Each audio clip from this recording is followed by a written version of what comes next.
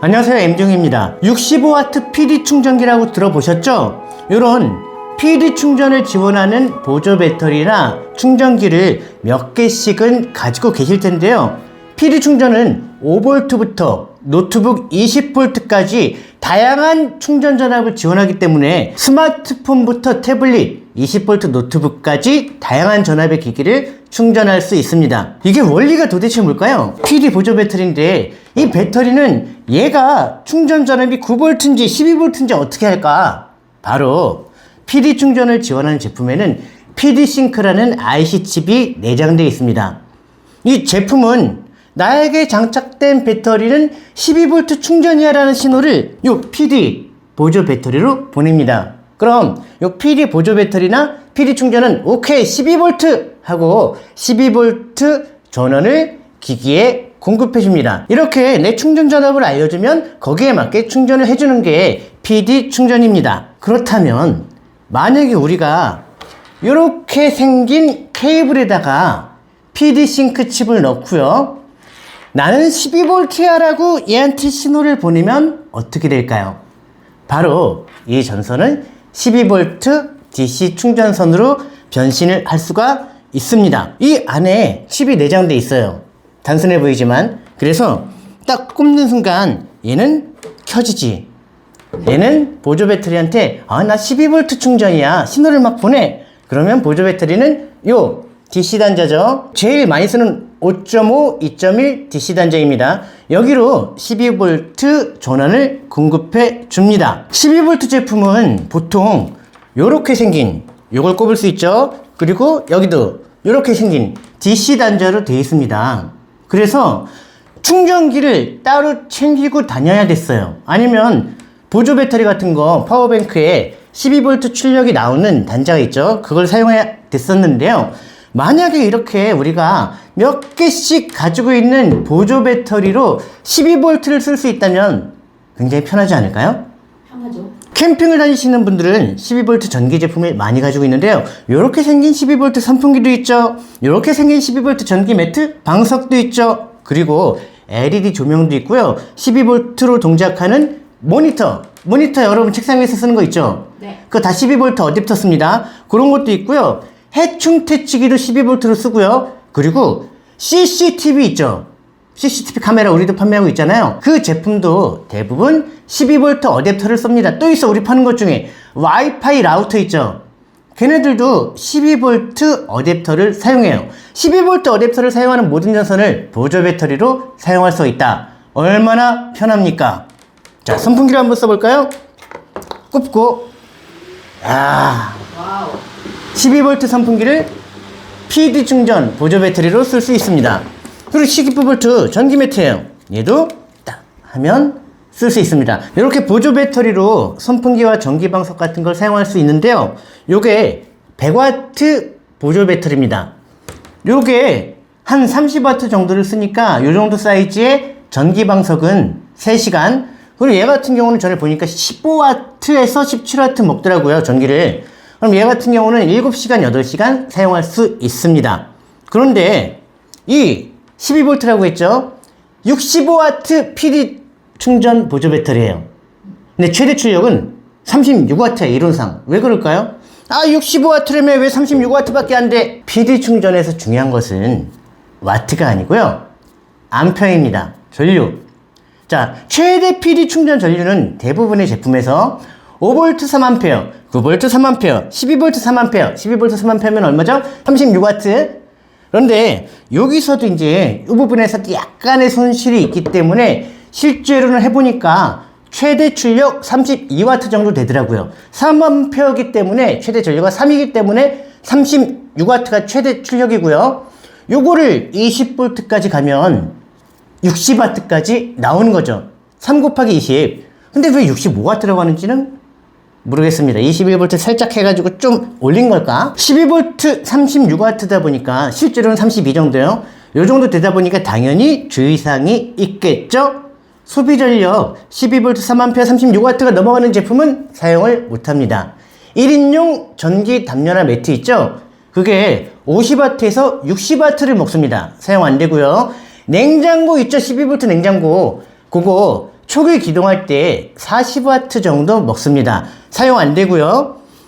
무시동 히터 처음 시동 걸 때 걔는 88W, 100W 가까이 먹어요. 사용이 안 됩니다.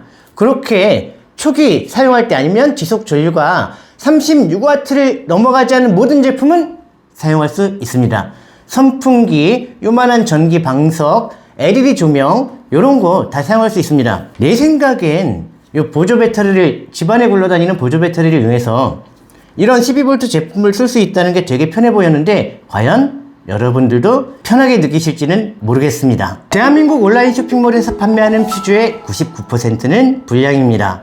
도대체 한국에서 왜 이런 일이 일어났을까요? 교류 퓨즈 같은 경우는, 교류는 뭐죠? 집에서 쓰는 220V 제품에 들어가는 퓨즈는 안전 인증을 받아야 돼요.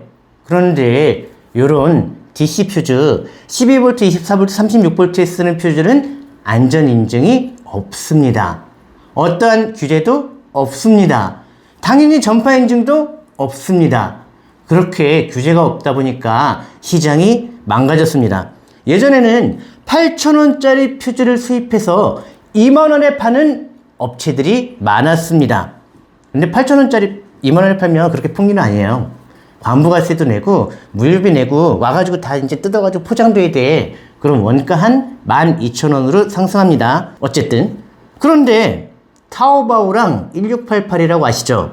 거기서 비슷하게 생긴 퓨즈를 100원에 팔기 시작했고, 퓨즈에 대해 아무것도 모르는 수입업체들이 100원짜리 퓨즈를 수입해서 2,000원, 3,000원에 판매를 했습니다. 어떻게 됐을까요? 8,000원짜리 퓨즈를 수입해서 18,000원, 2만원에 판매하던 업체는 모두 판매를 중단해버렸고요. 지금은 100원짜리, 200원짜리 수입해서 3,000원, 2,000원 그렇게 파는 업체만 남아 있습니다. 100원짜리 퓨즈는 6개월 정도 지나면 눈에 안 보이는 이 안쪽에, 겉에는 똑같아. 이 안쪽부터 타들어가기 시작합니다. 이 내부가 타들어가면 당연히 저항값이 증가하고요.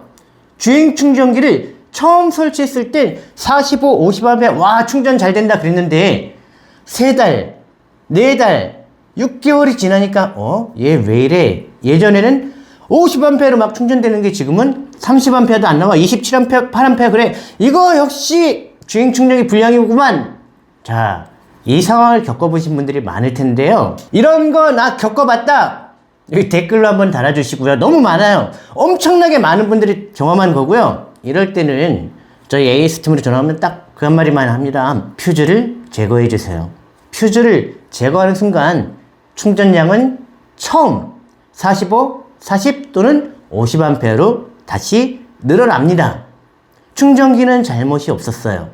퓨즈가 불량이었던 겁니다. 저희가 양방향 주행 충전기를 출시하면서요, 그 불량 퓨즈 때문에 너무 고생한 경험들이, 기억들이 떠올랐습니다. 야, 또 우리가 이렇게 판매하면 6개월 뒤면 3,000원짜리 퓨즈 쓰시다가 충전 안 된다고 계속 전화하시는 분들이 있을 텐데, 생각을 해보니까 그래서 멀쩡한 퓨즈를 우리가 수입해서 직접 판매하면 되지 않을까라는 생각을 했고요. 미제 리틀 퓨즈를 수입해서 판매하기로 결정을 했습니다. 자, 지금 퓨즈는 홀더만 있어. 여기 띄워주세요. 퓨즈는 저희 안산 창고에 어제 입고가 되었고요. 퓨즈 모델명은 BF1 58V 이하 30A에서 200A까지 다양한 모델이 있습니다. 200A면 엄청난 대전류죠. 일단 우리는 주행 충전기용으로 60A만 준비를 했고요. 퓨즈를 찾는 분들이 있다. 그럼 30부터 200까지 다양한 리틀 퓨즈를 준비해 보겠습니다. 퓨즈를 준비하면서 리틀 퓨즈 홀더를 딱 봤는데, 요게 홀더죠? 퓨즈를 딱 꼽는 거, 플라스틱. 리틀 퓨즈 홀더 가격이 너무 사악해. 요 플라스틱 요만한 게 18,000원, 공장 출고가를 18,000원을 받아먹어. 근데 이제 플라스틱 홀더에는 전기가 안 통하잖아요. 퓨즈는 정품을 쓰지만 홀더는 후한품을 써도 상관이 없다 라는 생각이 들어서 홀더는 저렴한 2,000원짜리 후한 홀더를 준비했습니다. 그래서 퓨즈와 홀더를 저희가 한 18,000원에 팔아볼까 합니다. 이거 다 합하면 물류비랑 포장비까지 다 합하면 원가가 한 12,000 몇백 원? 어쨌든 한 세트 팔면 5,000원이 남는다. 이야, 이걸 폭리라고 생각하시는 분들도 있겠지만요, 100원짜리 수입해서 3,000원에 파는 30배보다는 정직한 거 아닙니까? 왜 웃어? 원가도 공개하고. 여러분이 퓨즈를 구매하신다면 대부분 자동차에 이렇게 생긴 대전류 퓨즈를 사용할 겁니다. 중요한 거, 자동차 차체가 마이너스라는 사실은 모두들 알고 계시죠? 알고 있었나요? 차체, 쇳덩어리 마이너스 배터리 마이너스 극이랑 똑같아요. 근데 보통 차 배선 작업을 하면 배터리 플러스 단자에서 전선을 연장해가지고 차 안으로 끌고 들어오잖아요. 그 플러스 전선에 피복이 찢기거나 벗겨졌을 때 차체가 딱 닿으면 어떤 일이 일어나냐면 자동차 배터리 플러스 마이너스 그냥 쇼트시키는 거랑 똑같아요. 쇼트시키는 순간 100A 이상의 어마어마한 전류가 흐릅니다. 여러분 배터리 때문에 차에 화재 났다고 막 그런 얘기를 많이 들어보셨죠? 그거 배터리 때문에 화재 난 게 아니고요, 99.9%는 플러스 배터리 단자에서 따온 전선 있죠? 그 전선 쇼트로 화재가 발생합니다. 그럴 때 배터리와 차체 쇼트가 발생했을 때 차단을 주기 위해 퓨즈를 설치하는 겁니다. 그렇다면 퓨즈를 어디에 설치해야 되죠? 자동차 배터리 플러스 쪽에만 설치를 해 주시면 됩니다. 퓨즈라는 것도 너무너무 많이 설치하면 안 좋아요. 모든 것은 적당히. 퓨즈 설치에 대해서는 저희 양방향 주행 충전기 영상에서 자세하게 설명을 했으니까 참조하시면 좋을 것 같습니다. 시청해 주셔서 감사합니다. 구독과 좋아요도 부탁드릴게요.